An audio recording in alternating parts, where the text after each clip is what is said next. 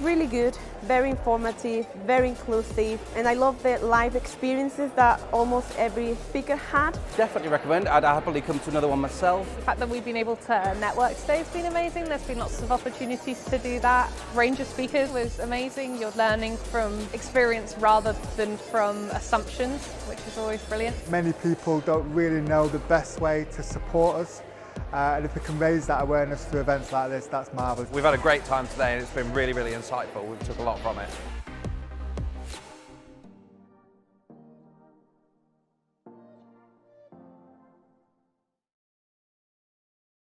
Hi everyone, hopefully you can hear and see me okay.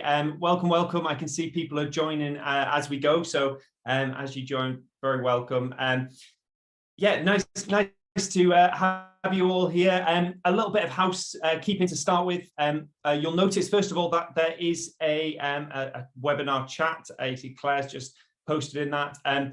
Please, we can't see you, we can't hear you, but we'd love this to be interactive. So please jump into the chat, tell us where you're joining from, who you are, a little bit about you. If you feel comfortable to share, this is of course an event focused on neurodiversity. So maybe tell us a little bit about why you've joined and what neurodiversity means to you. So I'm just going to join the chat as well, so I can see what everyone's saying. But yeah, thanks so much. We can still see people are joining. As I say, unfortunately we can't see you all, but thanks so much for joining today. Oh, hi Tim. Oh, we've got people joining us from all the way over in Australia. That's fantastic. The Midlands, a little bit closer to home. We're down in Bristol. A reasonably cloudy day today, unfortunately. Probably not the Australian weather you've got. Fantastic. Oh, brilliant. Lots of people coming from all over. So yeah, thank you so much for joining. Keep telling us where you're coming from. We've got Northern Ireland, Joe's from over in Northern Ireland. Oh, brilliant. A real mix of people from different universities, different organizations, different workplaces. Oh, fantastic. We've got Peter over from Canada. Brilliant. Oh, well, keep sharing. Yeah, let us know where you're joining from and kind of what's driven you to join today. So I also to mention, captions are available in Zoom. So if you do need captions today, please just turn them on yourself. You should be able to do it. If you're having any problems, our team are here to help you. So again, just reach out to any of our team and we'll be happy to assist.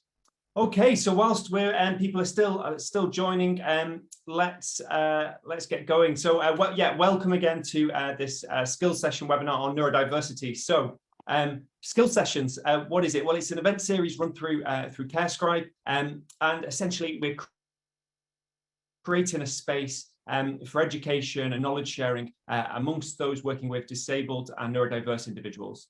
That's the premise. We run both in person and online events. Our last event, which you saw some clips from at the start there, was based in Manchester, and we tend to focus on a very specific subject in our events and try and focus on that subject. And our last one in Manchester was on hearing awareness. And for anybody who's joining who was at that, hopefully you'll agree it was a great success. And this time it's our first one online, and this time we're going to be focusing on neurodiversity with the brilliant title, Neurodiversity, because great minds don't think alike.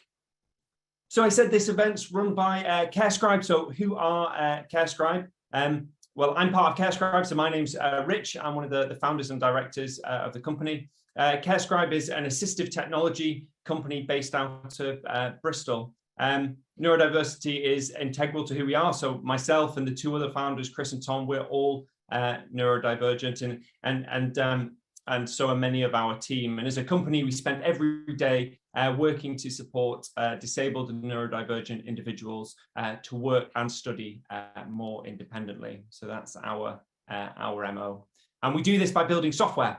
So that's the way in which we can affect that change. And our software tools, you may have heard of before. We've got two software tools, one of which is called Captioned. Captioned is a captioning and note-taking tool that helps people to better comprehend and retain information, the information that's thrown at us pretty much constantly in our busy day-to-day lives.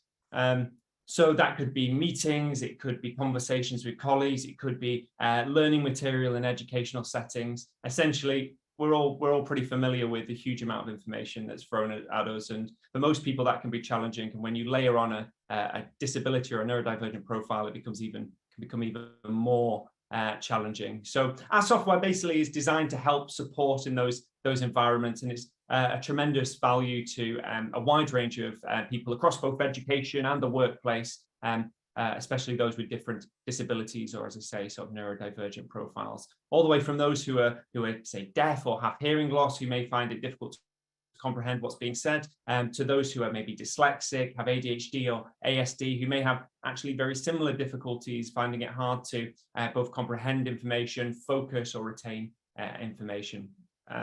So that's one of our pieces of software captioned.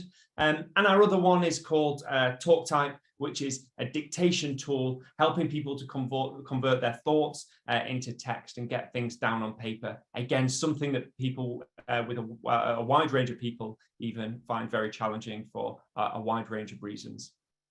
I know we've got lots of our customers on the call today, so that's very exciting. Yeah, thank you for joining us. And of course, if you want any more information about Scribe, who we are, what we do, please feel free to pop a message in the chat or get in touch with us, send us some feedback, and we'll jump on a call and we can give you more information.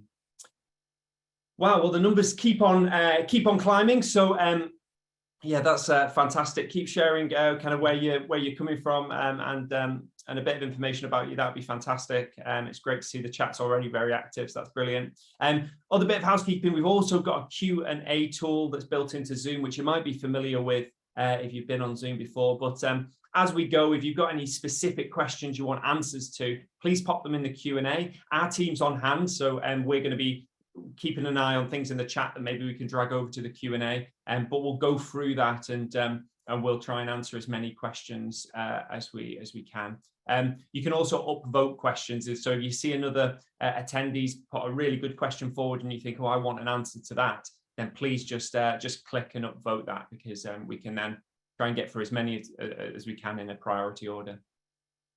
Good news is this webinar is recorded, so we'll aim to get the recording over to you by the end of the week as well. So if you miss anything, don't worry, you're going to be sent a recording. Okie doke. Well, the people joining us slowed. Wow, we've got lots and lots of people on the line, so that's absolutely fantastic. So onto the good stuff. So welcome to Devon. Devon joins us from the Self Agency here in Bristol. Devon is a EDI consultant, co-founder and director, and we actually first met Devon when she came all the way over to us in Scribe to talk about this very topic at our People's Hub, which is an internal event we run for our team regularly. She was so brilliant that Lucy invited her to come along and speak to you all today. So Devon, would you like to introduce yourself? Yeah, absolutely. Thanks, Rich. That was a glowing introduction.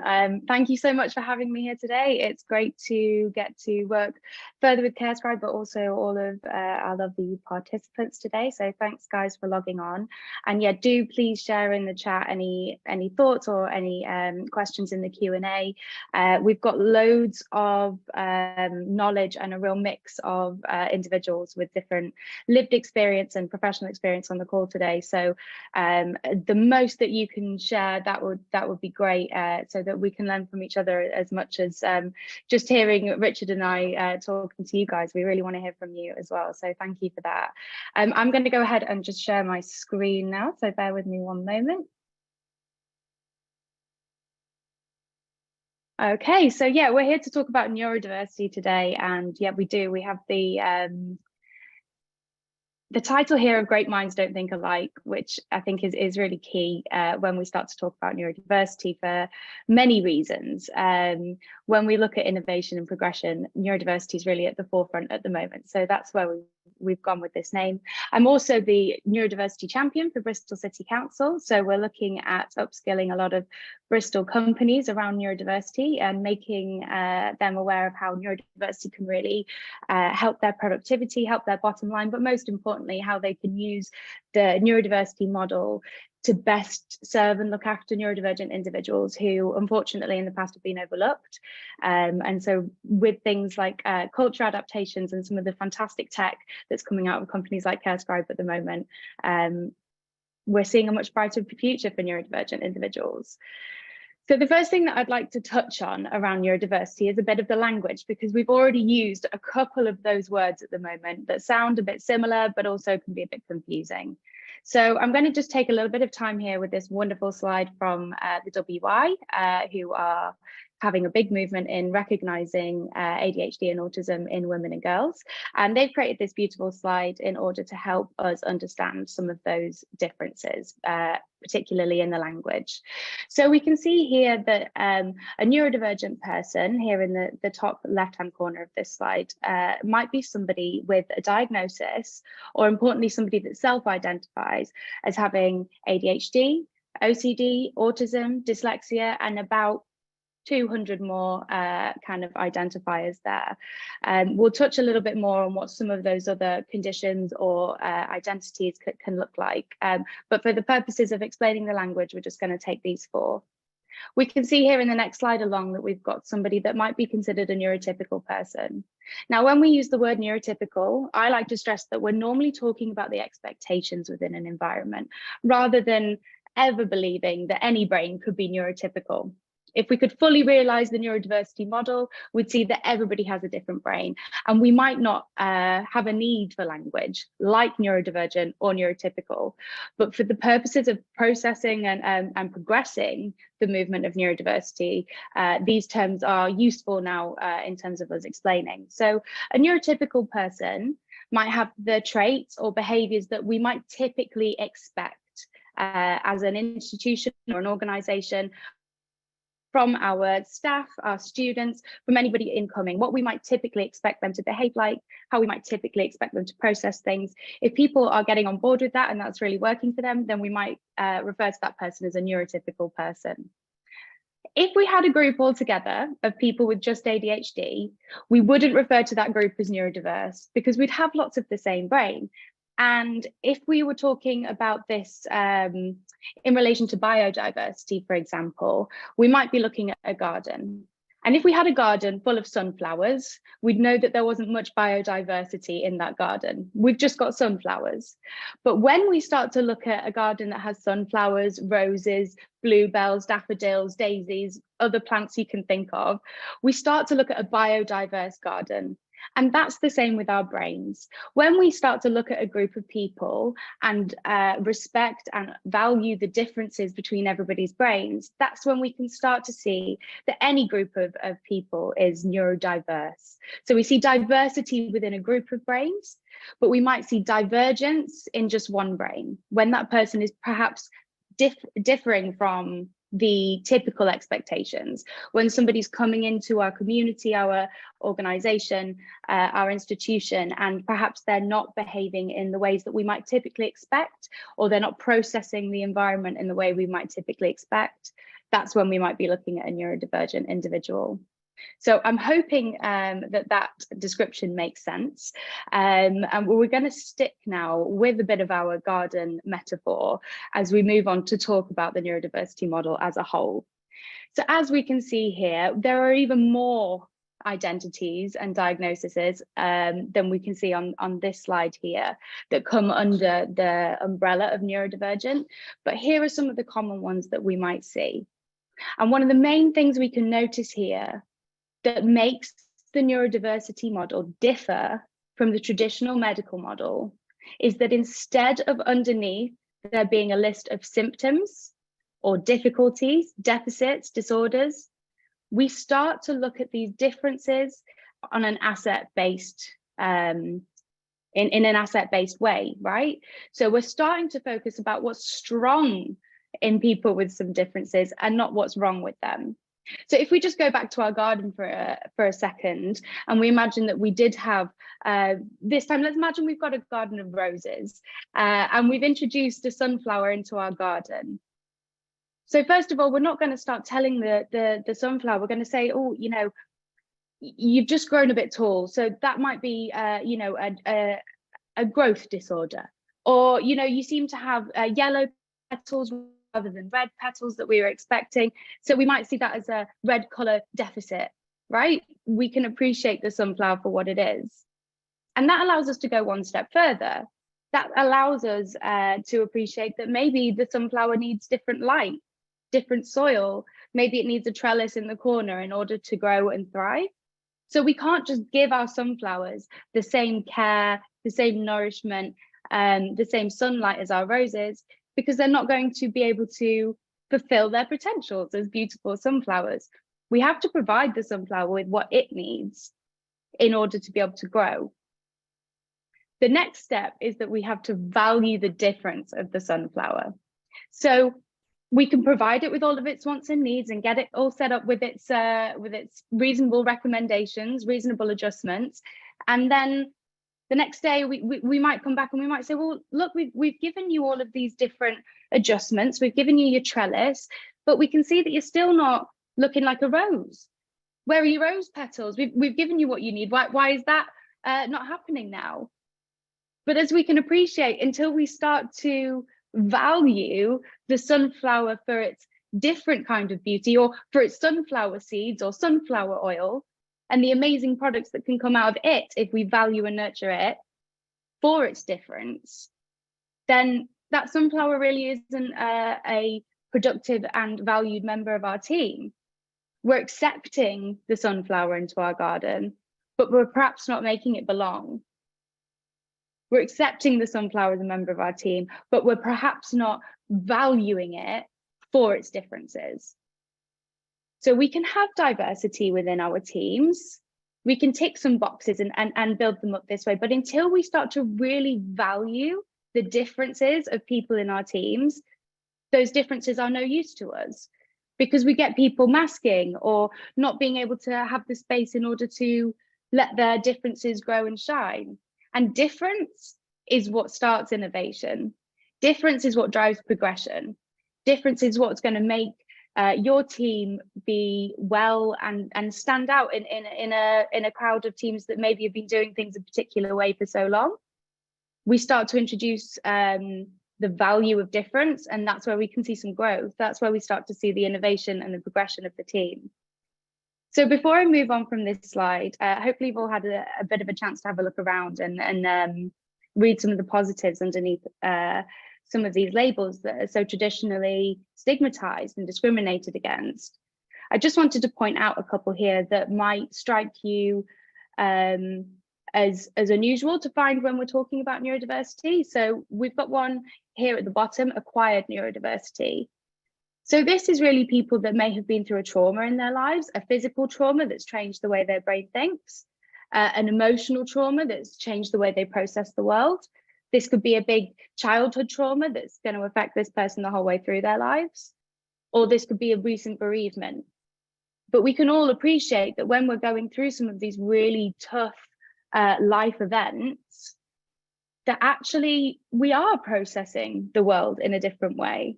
And we can see that that's what it means to be neurodivergent, when our brain is processing things in a different way. And even when we might feel in the midst of a life event that's made us unhappy or challenged the way that we're living, or thinking about making some changes in our lives, this is a mindset that's still valuable. Someone in that state of being might be much more empathetic towards maybe some of service users or other staff members that have been through similar things. They might be the first people that are most likely to understand and intuitively get to grips with some of those bigger emotional questions that we're starting to see being talked about more and more in the workplace or in our education settings. It's also important here to mention mental health as well, even where that's not event related, even if we're looking at general anxiety disorder or a major depressive condition. We're starting to see that these people also provide a difference, and there's always value in difference. So we don't always have to be focused on some of these labels or these conditions as negatives. We can still see that these people bring a fresh perspective to our teams, to our communities, and to give the value to that perspective. If we value their difference of perspective, it can open our eyes to a whole new way that people are experiencing the things that we do. So I just really wanted to mention those, because I think often we can think of some of the, dyslexia, ADHD and autism. We've got autism on here. It's under autism spectrum condition, or ASC. You might hear it termed in a few different ways. But it's important to mention that these things, anybody could become neurodivergent. Anyone could have a period of being neurodivergent in their lives. Whether you choose to take that on as an identifying label or not, it's obviously a personal choice, but we can all appreciate and relate to the experience, perhaps. I want to just come back to the autistic community at the moment. And I say the autistic community with a capital A, because that's exactly what's happened within the autism movement, is that they've decided so strongly that this is not a deficit or a disorder, that they are now referring to themselves as an autistic person, as opposed to a person with autism. I should say as well, I'm speaking generally here, there are individual preferences within the community, so it's always best to know what somebody personally refers to be referred to. But lots of the community are now spelling autism with the capital A. They're referring to themselves as autistic, and they're seeing themselves as an autistic community that's different, not disordered. So we can really start to see how people are enjoying the difference of their own brains, and we're starting to see how others are starting to find the joy in that too. If we look at companies like Apple, for instance, they've been facilitating working environments for autistic people since the 80s. And this is in terms of the physical environment, this is in terms of working hours, and they've done this because they recognize that autistic brains were really good at coming up with innovative tech, right? I'm sure that Care Scribe people are scribbling down these notes as we speak. But we can also appreciate that we can bring that into the present day, right? So it's not just about ED&I, although that's for me what I would say was most important. It's also because this is the best way to progress our businesses. We're seeing some of the MI5 teams now specifically hiring people, or women I should say, with dyslexia and ADHD, because that's a demographic that's been scientifically proven to be really good at recognizing patterns. Why wouldn't you want them in your code breaking department? So I'm just trying to break down here how we can start to look at the assets, start to look at what's strong with these neurodivergent individuals, and not necessarily what's wrong with them. And I'm not dismissing the fact that they face challenges. I myself have ADHD and dyslexia. And by the time I was 25, I'd had 13 jobs. And this was because I wasn't able to find a place where my difference was valued enough, where I didn't have to focus on what I was bad at continually. I think I had more reading and writing and literacy practice in school than anybody without a dyslexia diagnosis. And in some ways that's been great. It's helped me to engage with the world as it is today. So much of what we do is reading and writing in today's world. And I'm so glad I can partake in that. I'm so glad that somebody gave me the tools and the learning to overcome some of my challenges in those areas. However, it doesn't mean then that people need to be deemed as less than, as less worthy than, as less valuable.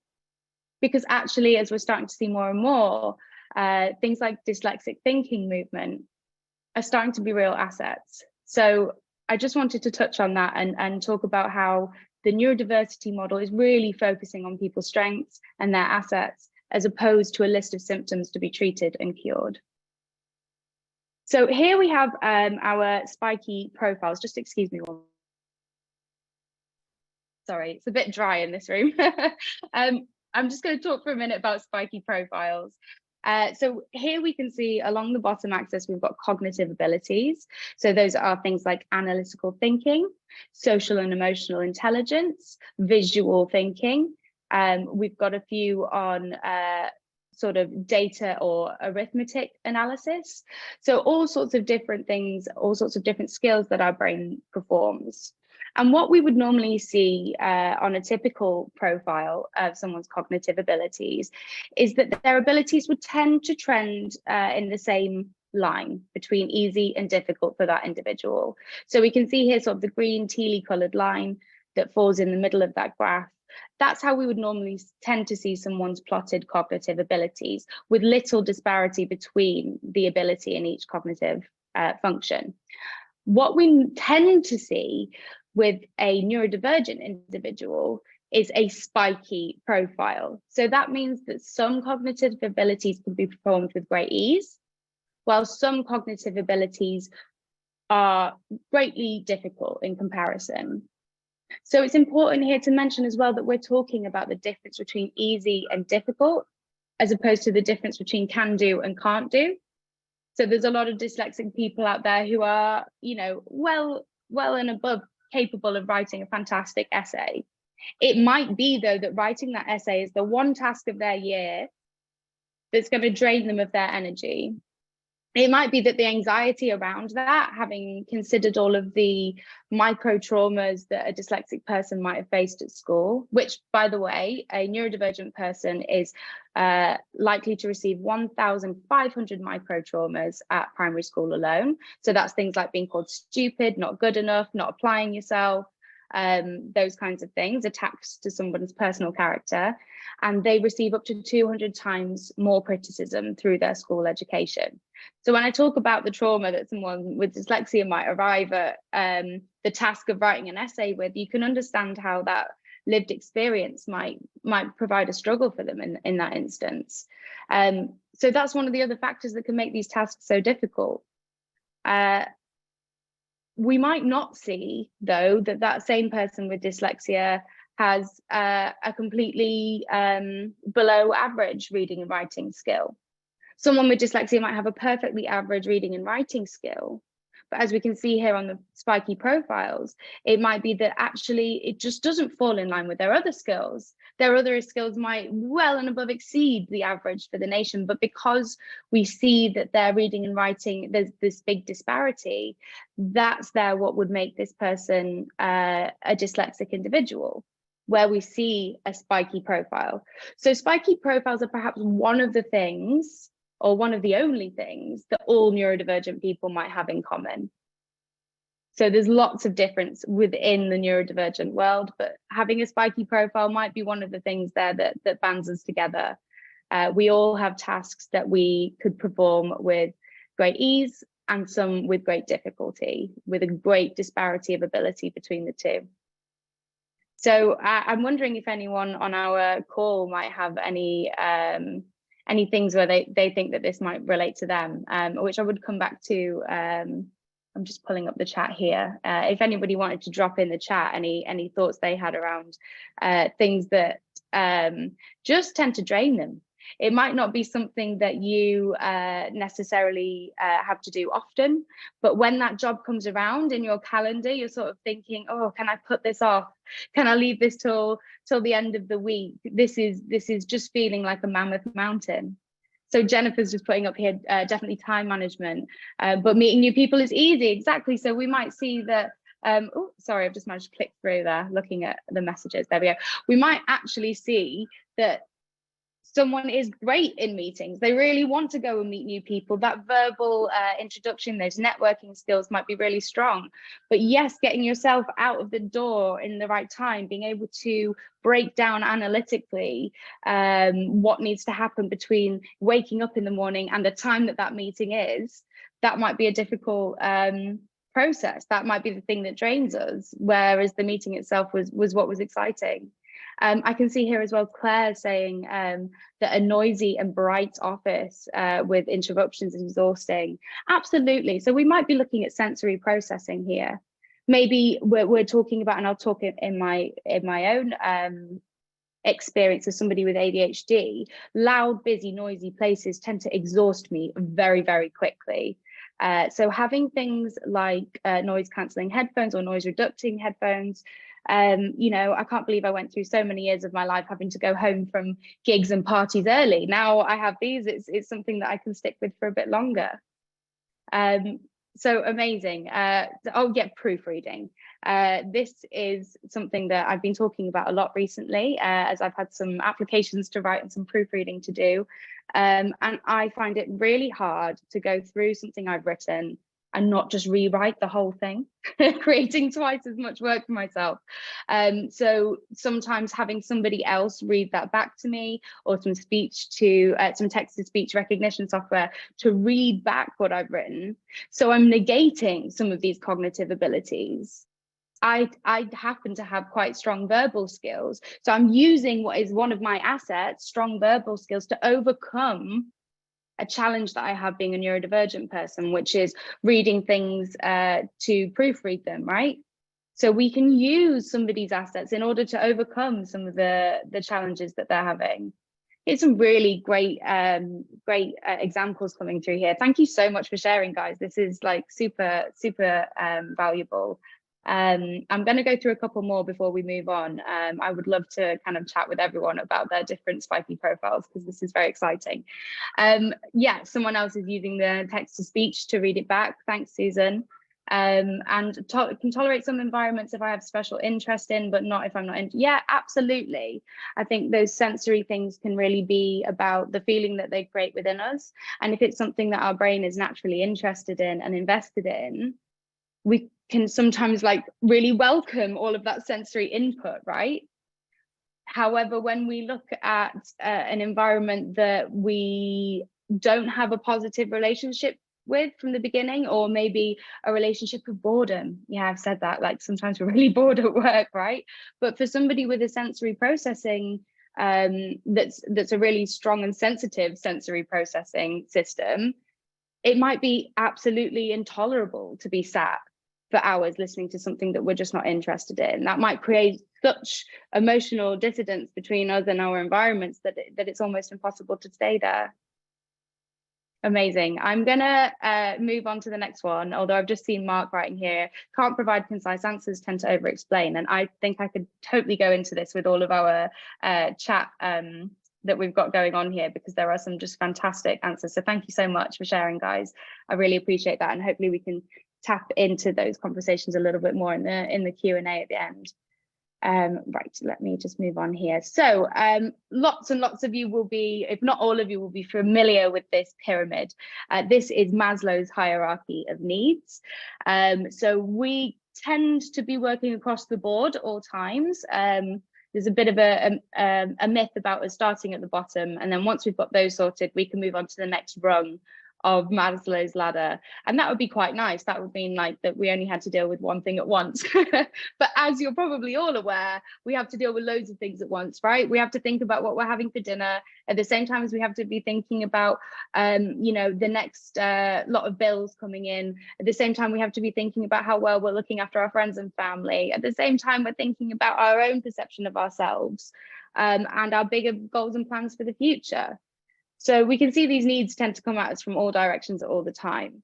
And for a neurodivergent person, this can provide, there's like an extra layer of complication in this often, because what is typically learned by neurodivergent people and neurotypical, by everybody, or taught, is that there's specific ways to get your needs met.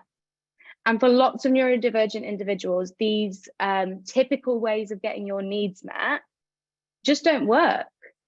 So, for instance, some people with ADHD prefer to work at nighttime. This is when their brain's really switched on. This is proven by science, where we've measured people's brain waves at different times, and some people's brains are just active in the nighttime.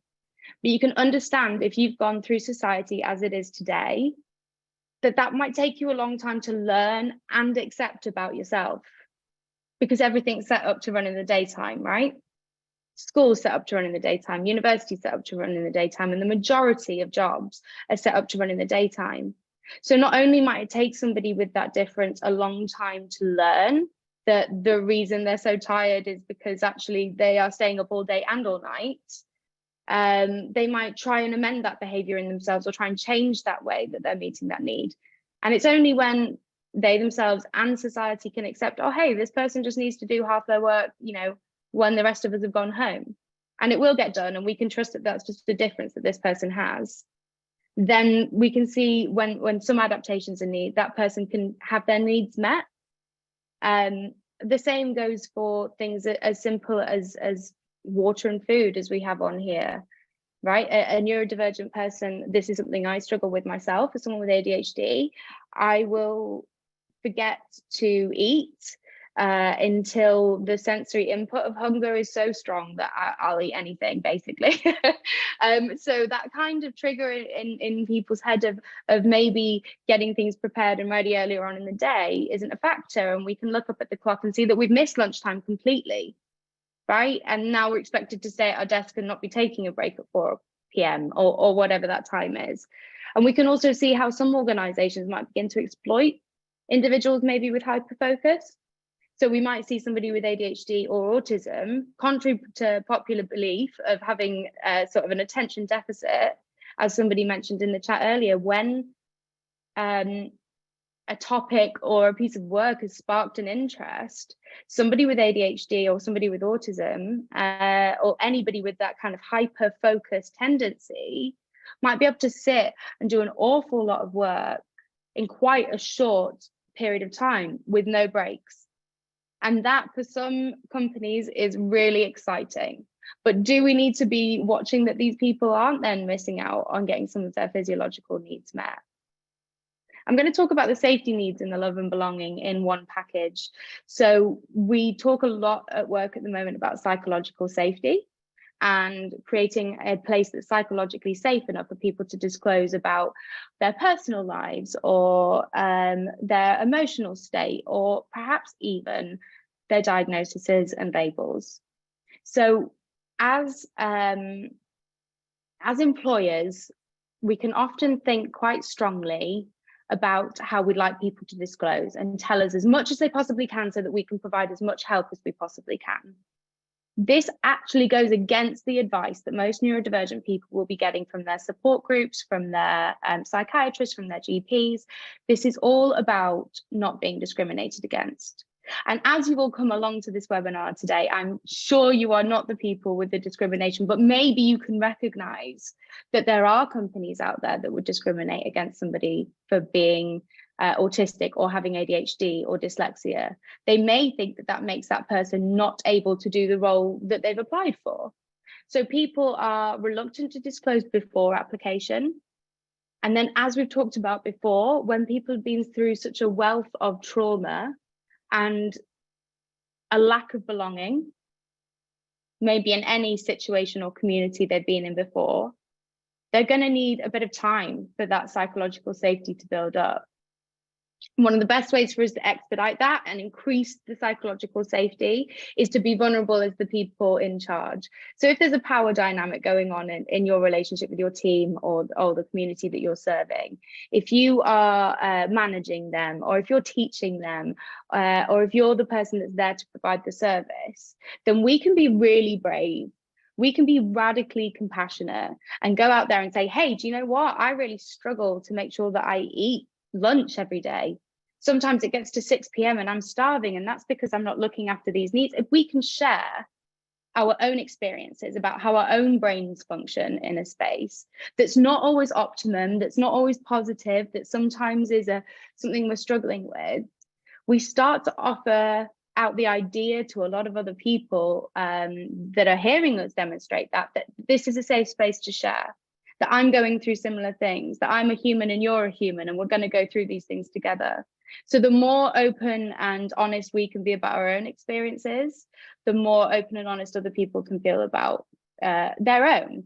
And it also allows us to remain humble and in an empathetic and listening space, right? If we have kind of put out there what we might find more difficult on the cognitive abilities graph on our Spiky profiles, if we talk about the jobs that maybe wear us out during our working week, then we're starting to look more human, right?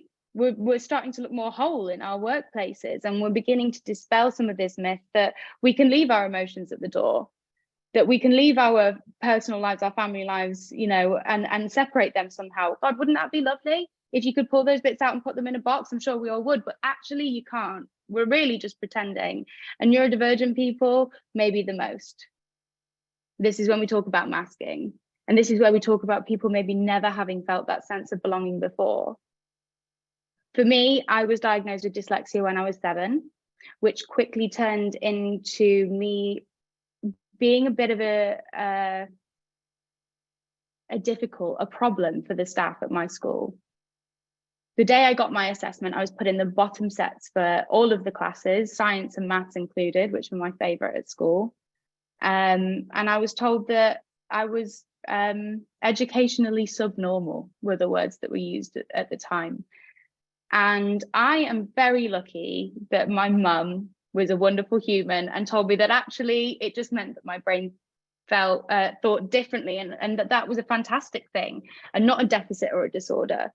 But actually it wasn't long before the other students, my peers, picked up on the way that the teachers were treating me, and that led to bullying at school. It's almost a direct correlation. In the weeks following my dyslexia diagnosis, I began to be bullied because the teachers were maybe a bit put out because, oh, she's got dyslexia and that means that she thinks she's special, or we need to do this extra work to make sure she's catered for. And that bullying then followed me through my school life. So when I went to university, I was really hoping things might be a bit different. But unfortunately, by that point, I think some of the social and emotional difficulties of my ADHD that was undiagnosed at the time, they were starting to play up, as they do for a lot of people around puberty and menopause. These are two of the areas we really see the symptoms of ADHD ramping up. So I didn't have a great time at uni either. In fact, I left because I wasn't getting on socially, although academically I was doing great. Then I went through my 13 jobs. I won't list them all for you. And in each of those jobs, I joined with such energy and passion. In fact, not just me, but also the employers thought that I might be CEO of that company by the time that I left. But unfortunately, within about 3 months, I was burnt out, I was unwell, my mental health was suffering. And because I have that little tenacious voice in the back of my head that I'm sure was born from my mum telling me I had a superpower and not a learning difficulty when I was younger, I fought. I went to occupational health. I went and had one-to-ones with my managers. I let them see me cry when I dragged myself in the morning when I wasn't feeling well. Nobody fought harder than me to try and find a way to stay in one of these positions. But inevitably it wouldn't work out and I'd move on to the next place. Once I got my ADHD diagnosis, I thought that that would change. When I took that bit of paper, that diagnosis, to my manager at that time and said, look, I found the answer. This is what I have. They were like, great. So what now? And I didn't know either. I wasn't sure how that was managed either. And so back to occupational health we went. And it was in 3 months of me getting that diagnosis, I was constructively dismissed from that position as well. And that's when I chose to start my company. So that's where I chose to make a space where I could have my own love and belonging, where I could build on my own self-esteem and hopefully one day build into the self-actualization. Although I think I need to go to like an ashram in India and sit on a mountain for a while with my eyes closed, which, you know, maybe isn't in my attention span at the moment. But who knows what's in the future, hey? And I just knew other people felt the same as me. I knew other people were getting to this point where they were battling with their self-esteem, where they were just desperate for a community and a sense of belonging, where they could find purpose and fulfillment. So I started Self-Agency in order to go put my arms around those people whose self-esteem was in shreds from what I could see, no good reason at all. Everybody has assets to be valued. Everybody has a place where they can belong and a value that they can provide. So we're going for the, I'll use the words again, the radical compassion that means that these people can maybe have their first place of belonging they've felt ever. And then maybe they can feel in a psychologically safe enough space to explore some of these things, to use that psychological safe space in order to thrive and feel fulfilled, in order for our sunflowers to think, oh, hey, look, somebody's giving me the things that I need. And they want my sunflower seeds as well. That's exciting, right? I'm a valued member of this garden. So that's why we started the company. And again, if anybody has any tips on the self-actualization front, I'm really open to hearing those. Let me just ping that one on. Yeah, sorry, going backwards and forwards a little bit here. So we just want to talk briefly now about job carving and job crafting.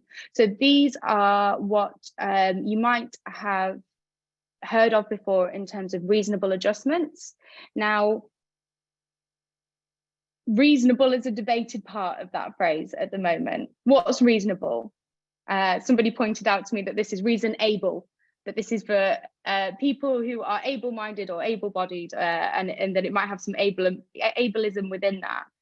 If the adaptation is going to mean that somebody can attend work, that they can fulfill some potential, that they can be recognized and make a valuable contribution, then we might just be looking at any adjustment, hey, because this is a human being at the end of the day, and working hours and workflows and work processes remaining the way that they always have done is just never as important as a human being, never as valuable to your team as what a human being can bring.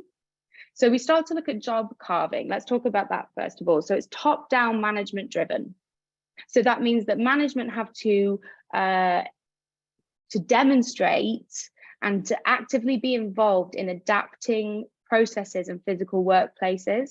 So in the team, maybe there's people that love to do the data analysis and the spreadsheets and the attention to detail tasks, who really don't like to have to stand up and present in the weekly meeting.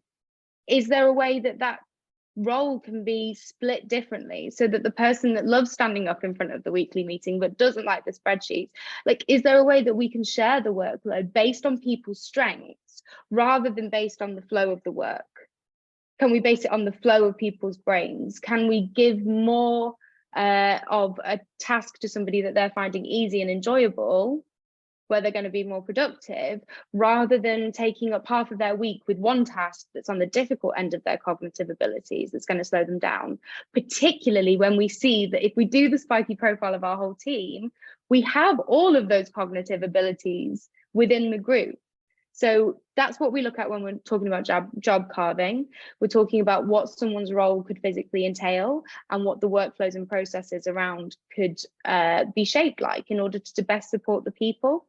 I always like to say that the opposite to job carving is like people carving, right? Which sounds horrendous. But also we know that trying to change a person is either impossible or much more difficult than it would ever be to change a process.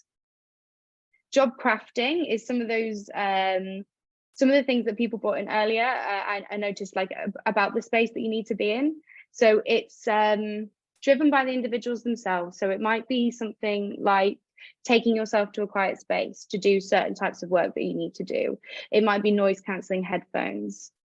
It might be going to get specialist tech in order to better perform your job. However, one thing I would have to say around our specialist tech is the most neurodivergent, most neurodiverse friendly thing that you can do is a site-wide license. Everybody can benefit from the assistive tech, and it doesn't single out those who rely on it. Everyone's going to benefit. Get a site-wide license, make it something that people can request without having to go through occupational health, without having to have a conversation about what's wrong with them, right? Everyone can benefit. Site-wide licenses, that would be my one bit of advice there. So we start to look at job crafting being the things that individuals are allowed to do, things that are within their freedoms at work, to make their environment the best possible one for them. And we can kind of see that that comes from having the permission and the allowance from perhaps the management and the people at the top. So maybe it all comes top down, but you can start to see there the difference between the adaptations we can make as organizations and the ones we can make as individuals.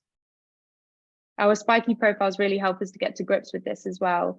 If anybody wanted to do their Spiky profile, there's if you just Google Spiky profiles, you'll find lots of different kind of tests. Just find one that you know, speaks to you.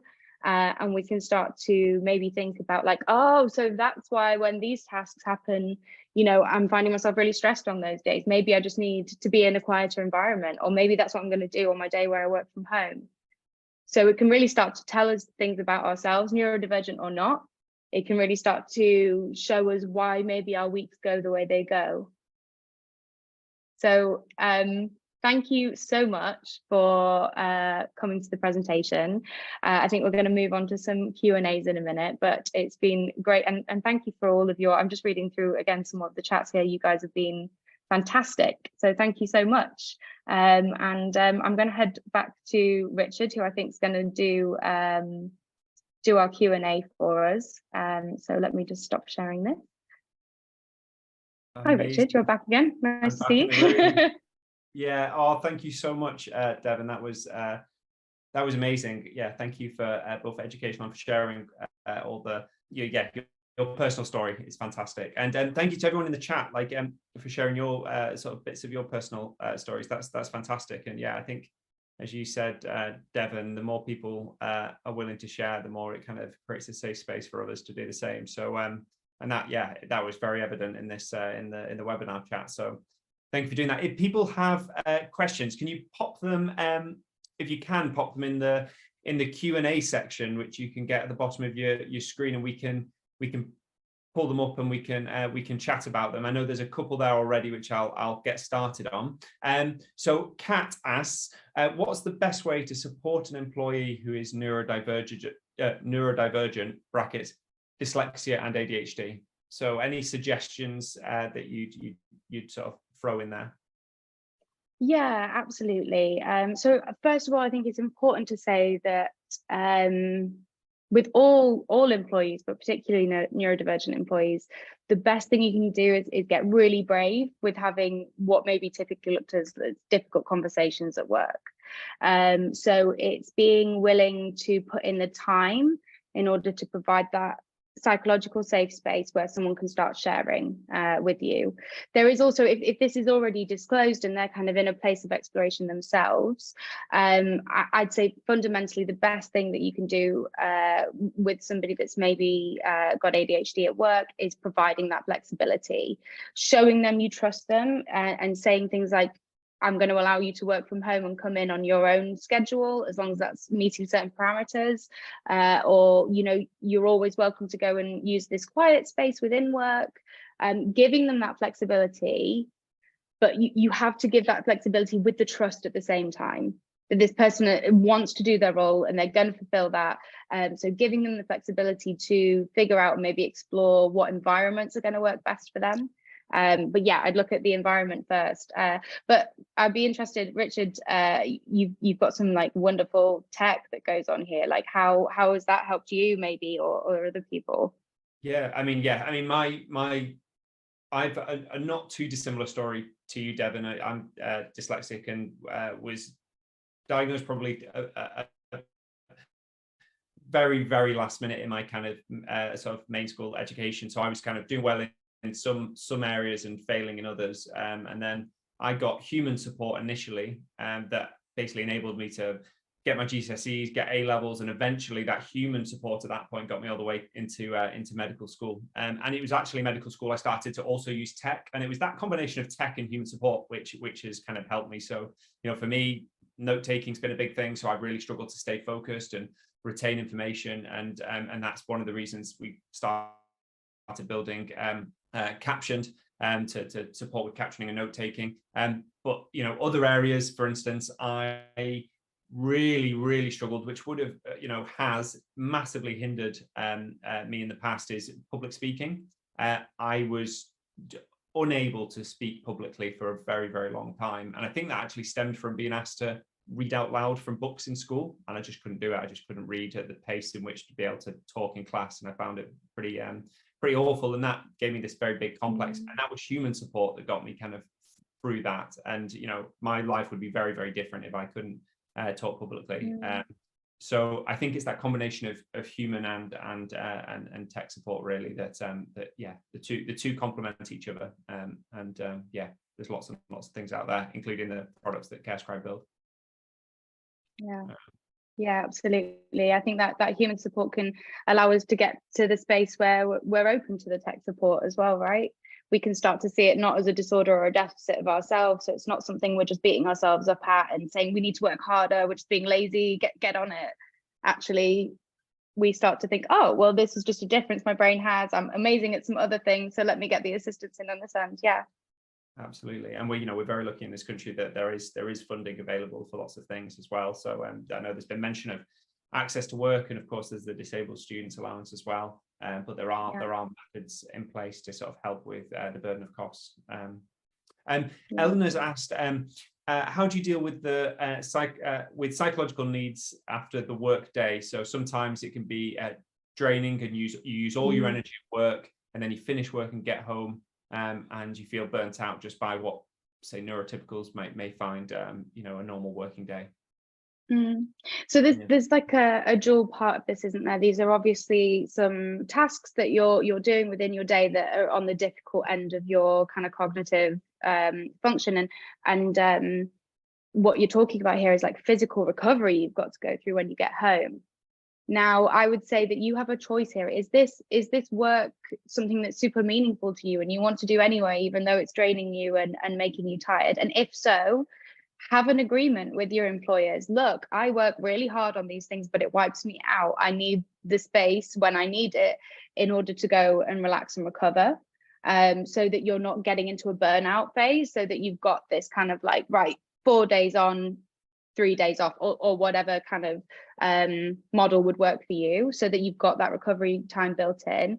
Or you're looking at the cognitive tasks that you're doing through your day and maybe thinking, you know what, it's just these 2 things that crop up, I don't know, once a day that are absolutely draining me. And maybe then there's a conversation with the other people at work about changing how you do those tasks, or changing who does those tasks. If you're finishing and you're feeling like you're always burnt out, you need to change something, so that you can be well, right? So that you can be the most productive and fulfilled you can be, because it's not, you know, we run out of energy at some point, like you've put here about feeling like you're burnt out.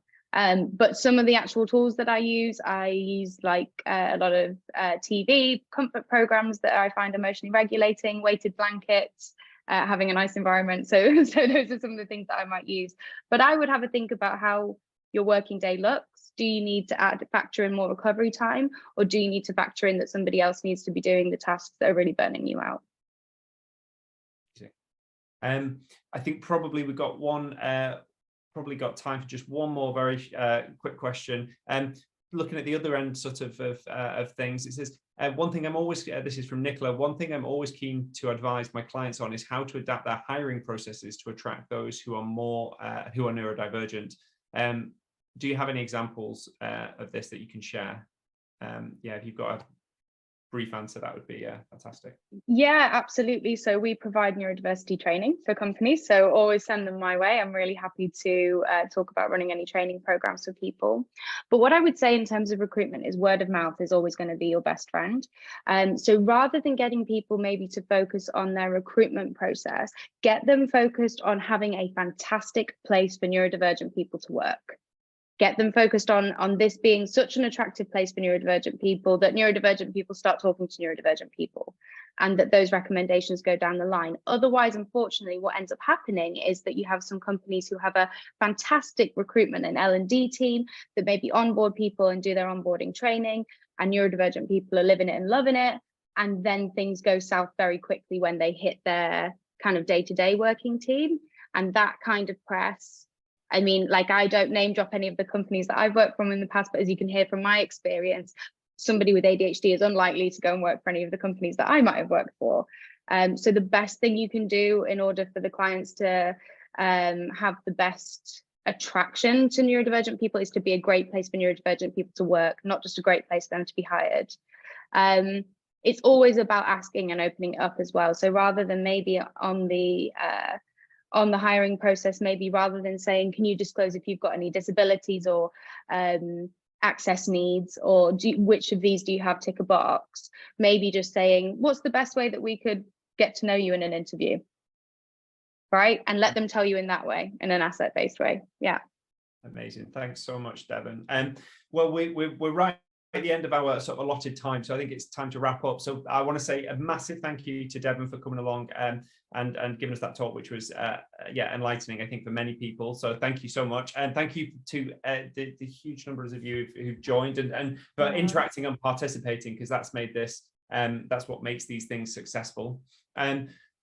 You will get an email with today's recording tomorrow around midday. So I know some of you asked, is it recorded? It is. You're going to get hold of it. So if you joined late or anything, you can, that will be there for you. There will be a feedback link please share your thoughts, because we're running these regularly and it helps us to tailor what we're doing and look for future topics as well. Next month's webinar is going to focus on dyslexia, and we're going to be joined by Natalie Brooks from Dyslexia in Adults. So we'll ping you a message about that. If you've got the time and want to join, please do. So yeah, look out for the invite from us, or it'll be on LinkedIn from Scribe. Other than that, yeah, a massive thank you again. Thanks to everybody for joining, for being so involved. Thank you to Devon for a fantastic talk. That's it, really. That's a wrap. So yeah, we'll be in touch. Thank you so much, everyone.